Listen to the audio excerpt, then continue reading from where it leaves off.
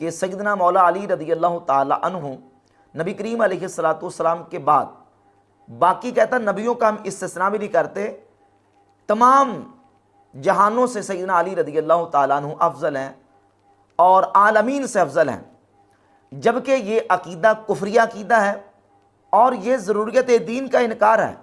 مسلمانوں کا اجماعی قطعی مجمع علیہ عقیدہ ہے کہ کوئی غیر نبی انبیاء علیہم الصلوات و تسلیمات سے افضل نہیں ہو سکتا۔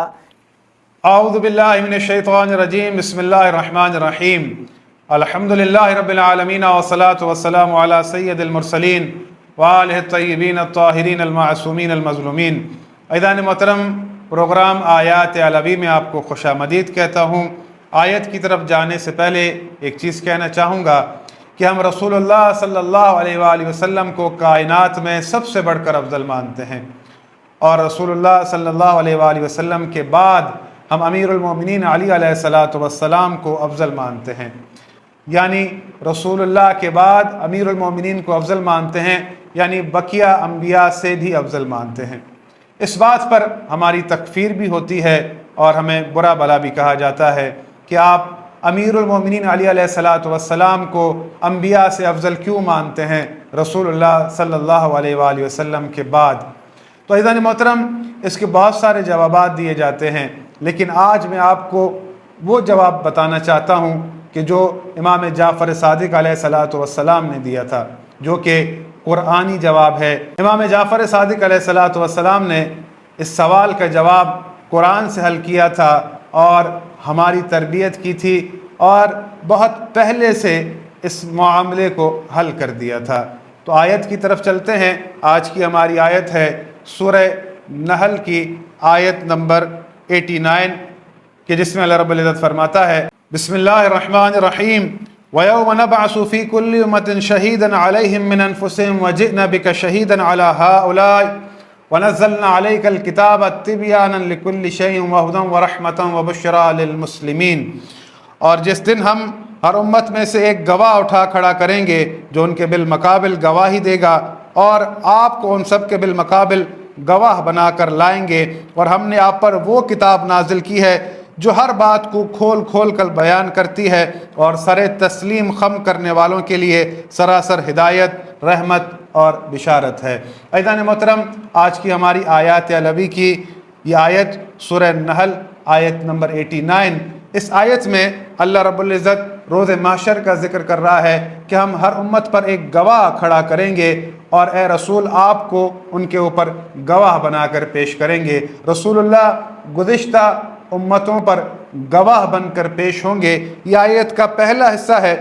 دوسرے حصے میں اللہ رب العزت یہ فرما رہا ہے، وَنَزَّلْنَا عَلَيْكَ الْكِتَابَ تِبْيَانًا لِكُلِّ شَيْءٍ وَهُدًى وَرَحْمَةً وَبُشْرَىٰ لِلْمُسْلِمِينَ۔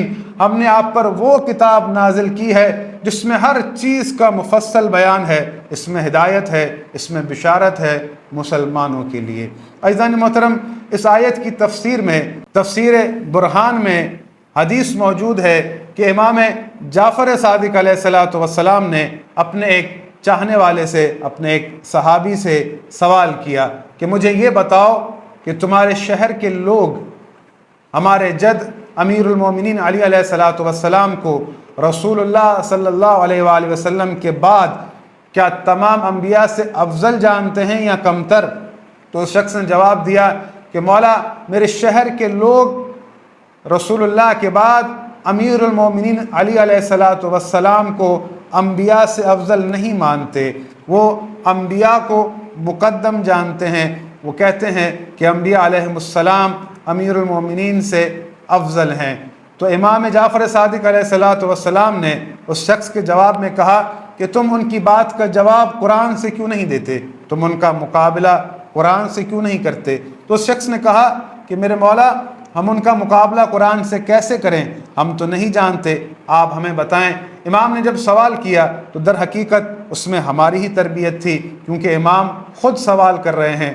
تو امام نے اس سے کہا کہ اللہ نے دنیا میں جتنے بھی نبی بھیجے ہیں ان کو بعض چیزوں کا علم دیا۔ پھر امام نے قرآن کی اس آیت کو تلاوت کیا، سورہ زخرف آیت نمبر 63 کہ جس میں اللہ رب العزت فرماتا ہے، بسم اللہ الرحمن الرحیم، وَلَمَّا جَاءَ عِيسَىٰ بِالْبَيِّنَاتِ قال قد جئتكم بالحکمۃ وَلِأُبَيِّنَ لَكُمْ بَعْدَ الَّذِي تَخْتَلِفُونَ فِيهِ فَاتَّقُوا اللَّهَ وَأَطِیعُونِ کہ اللہ نے حضرت عیسیٰ کو واضح نشانیاں، روشن نشانیاں دے کر بھیجا، انہیں حکمت دے کر بھیجا اور بعض چیز کا علم دے کر بھیجا کہ جو لوگ آپس میں اختلاف کرتے تھے۔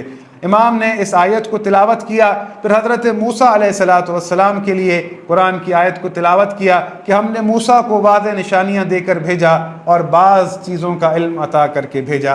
عزیزان محترم، گزشتہ انبیاء اولو العزم جتنے بھی تھے ان کے پاس مخصوص علم تھے، خاص علم تھے، لیکن جب بات رسول اللہ صلی اللہ علیہ وآلہ وسلم کی آئی تو اللہ رب العزت نے فرمایا کہ وَنَزَّلْنَا عَلَيْكَ الْكِتَابَ تِبْيَانًا لِكُلِّ شَيْءٍ وَهُدًى وَرَحْمَةً وَبُشْرَىٰ لِلْمُسْلِمِينَ کہ ہم نے آپ کے اوپر ایسی کتاب نازل کی ہے جس میں ہر چیز کا مفصل بیان ہے۔ اللہ نے یہ نہیں کہا کہ ہم نے آپ کو بعض چیزوں کا علم دے کر بھیجا ہے، بلکہ یہ کہا کہ ہم نے آپ کے اوپر ایسی کتاب نازل کی ہے جس میں ہر چیز کا مفصل بیان ہے، تفصیل سے بیان ہے۔ یہ وہ کتاب ہے جو ہر بات کو کھول کھول کر بیان کرتی ہے۔ تو عزیزان محترم، رسول اللہ کے اوپر ایسی کتاب نازل ہوئی ہے جس میں ہر چیز کا مفصل بیان ہے۔ رسول اللہ صلی اللہ علیہ وآلہ وسلم تمام انبیاء کے پاس جتنا بھی علم تھا، حضرت آدم سے لے کر حضرت عیسیٰ کے پاس جتنا بھی علم تھا، تمام انبیاء کا سارا علم اللہ رب العزت نے رسول اللہ صلی اللہ علیہ وآلہ وسلم کو عطا فرمایا۔ رسول اللہ کے اوپر ایسی کتاب نازل ہوئی ہے کہ جس میں ہر چیز کا مفصل بیان ہے۔ اب رسول اللہ کے بعد رسول اللہ کے علم کی وراثت کہاں گئی؟ اگر اس علم کا کوئی وارث ہے پھر تو ٹھیک ہے، ورنہ اس آیت کا آخر ہدف کیا ہوتا؟ اللہ نے کیوں کر یہ آیت اتاری کہ اگر اللہ کے ارادے میں اس قرآن کی کوئی وراثت ہی نہ ہوتی، اس علم کی کوئی وراثت ہی نہ ہوتی، کون ایسا فرد ہے جو قرآن کو کھول کھول کر بیان کرے، جو قرآن کے سارے خشک و تر جانتا ہو؟ یہ بہت ضروری تھا، ورنہ آیت کا ہدف کیا رہتا؟ تو عزیزان محترم، اللہ رب العزت نے رسول اللہ کو تمام انبیاء کا علم عطا کیا، ہر چیز کا مفصل بیان عطا کیا۔ اب رسول اللہ تو تمام تر حکمتوں کے ساتھ دنیا میں آئے تھے، یہ ممکن نہیں تھا کہ رسول اللہ ساری کی ساری حکمتیں لوگوں کو بیان کرتے، اسی لیے رسول اللہ نے اپنے علم کے وارثین کو اپنا علم عطا کیا۔ امام نے جواب دیتے ہوئے فرمایا، اس آیت کی تفسیر میں جو حدیث موجود ہے کہ رسول اللہ کے پاس تمام انبیاء کا علم تھا، رسول اللہ نے یہ سارا کا سارا علم منتقل کیا بِإِذْنِ اللہ امیر المومنین علی علیہ السلام کو، اور انہیں اپنے علم کا وارث ٹھہرایا۔ رسول اللہ صلی اللہ علیہ وآلہ وسلم نے فرمایا، انا مدینۃ العلم وعلی بابھا، میں علم کا شہر ہوں اور علی اس کا دروازہ۔ انا مدینۃ الحکمت وعلی بابھا، میں حکمت کا شہر ہوں اور علی اس کا دروازہ، یعنی جسے بھی علم و حکمت چاہیے وہ علی کے پاس آئے۔ میں تمہارے درمیان قرآن اور اہل بیت چھوڑے جا رہا ہوں، اگر ان سے متمسک رہو گے تو کبھی گمراہ نہ ہوگے۔ تو عزیزان محترم، آپ دیکھتے ہیں کہ ماضی میں جب بھی کسی کو کوئی علمی مسئلہ درپیش آیا، اس نے امیر المومنین علی علیہ السلام کے پاس ہی رجوع کیا، کیونکہ امیر المومنین کے پاس رسول اللہ صلی اللہ علیہ وآلہ وسلم کے علم کی وراثت تھی۔ اب رسول اللہ کائنات میں سب سے زیادہ افضل ہیں، کیونکہ اللہ رب العزت نے انہیں دنیا میں علم دے کر بھیجا ہے، اور یہ علم منتقل ہوا امیر المومنین علی علیہ السلام میں۔ رسول اللہ کے بعد سب سے بڑھ کر عالم امیر المومنین علی علیہ السلام ہیں، اس بنا پر وہ اولو العزم انبیاء سے افضل ہیں۔ عزیزان محترم، جب امام مہدی علیہ السلام کا ظہور ہوگا اور حضرت عیسیٰ بھی تشریف لائیں گے تو وہ امام مہدی علیہ السلام کے پیچھے نماز پڑھیں گے۔ وہ اس لیے پڑھیں گے کیونکہ امام مہدی علیہ السلام حضرت عیسیٰ سے زیادہ افضل ہیں۔ وہ اس لیے کہ امام مہدی علیہ السلام کے پاس رسول اللہ صلی اللہ علیہ وآلہ وسلم کے علم کی وراثت ہے۔ یہ جو بھی افضلیت کا معیار ہے اس کی بنا در حقیقت علم ہے، اور سورہ رعد آپ کی تمام تر مشکلوں کو حل کر سکتی ہے، آپ کے سوالوں کا جواب دے سکتی ہے کہ اللہ رب العزت نے فرمایا وَيَقُولُ الَّذِينَ كَفَرُوا لَسْتَ مُرْسَلًا، कुल कफ़ा बिल्लाहि शहीदम बैनी व बैनकुम व मन इंदहु इल्मुल किताब, कि ये काफिर कहते हैं कि आप अल्लाह के रसूल नहीं हैं। कुल कफ़ा बिल्लाहि शहीदम बैनी व बैनकुम, ए मोहम्मद इनसे कह दो कि मेरी रिसालत के लिए एक अल्लाह गवाह काफ़ी है और वो गवाह काफ़ी है वमन इंदहु इल्मुल किताब, के जिसके पास किताब का इल्म है। अमीरुल मोमिनीन का अंबिया से अफजल होना इसलिए है कि उनके पास रसूलुल्लाह की इल्म की विरासत है और रसूलुल्लाह के पास तमाम अंबिया का इल्म था।